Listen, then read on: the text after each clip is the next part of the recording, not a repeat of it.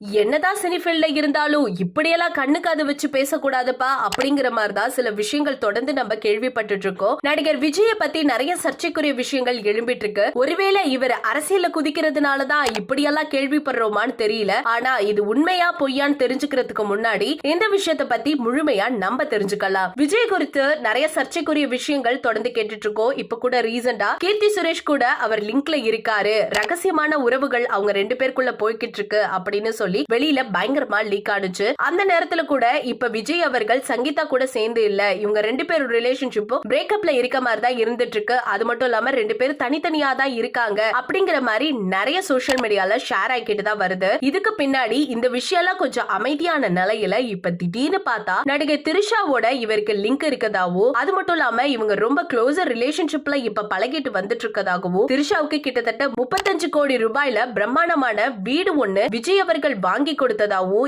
இப்ப ரீசெண்டா 1 கோடி ரூபாயில ஒரு நெக்லஸ் ஒண்ணு திரிஷாவுக்கு விஜய் கிஃப்ட் பண்ண மாதிரி நிறைய விஷயங்கள் இப்ப யார் சொல்லிருக்கான்னு பார்த்தா பிரபல பத்திரிகையாளர் ஒருத்தர் தான் சொல்லியிருந்திருக்காரு. இவை அனைத்தும் விஜய் சங்கீதா அவர்களோட விவாகரத்துக்கு காரணமா இருக்குமா அப்படிங்கிற மாதிரி ஒரு பக்கம் பேசிட்டு இருக்காங்க. அது மட்டும் இல்லாம இது யார் இந்த பிரபலமான பத்திரிகையாளர் அப்படின்னு எந்த இடத்துலயுமே சொல்லல. இந்த தகவல் உண்மையா பொய்யாங்கிறது இப்ப வரைக்கும் தெரியல. ஒருவேளை விஜய் அவர்கள் அரசியல் அதிகமா கான்சென்ட்ரேட் பண்ணிட்டு இருக்கிறதுனால அவர் கொடி தூக்கிடுவாரு அப்படிங்கிற ஒரு காரணத்துக்காக இப்படிப்பட்ட சர்ச்சைக்குரிய விஷயங்கள்லாம் அவர் மேல திணிக்கப்படுதாங்கிற உண்மையும் புரியல. சோ கண்டிப்பா இத பத்தி ஒரு அபிஷியல் அப்டேட் வந்தா மட்டும்தான் நம்ம எல்லாருக்கும் புரியும். சோ இத பத்தி உங்களோட கருத்துக்களை மறக்காம நம்ம கமெண்ட் செக்ஷன்ல ஷேர் பண்ணிக்கோங்க. இது போல பல அப்டேட்ஸ் தெரிஞ்சுக்க நம்ம சேனலை சப்ஸ்கிரைப் பண்ணி வச்சுக்கோங்க.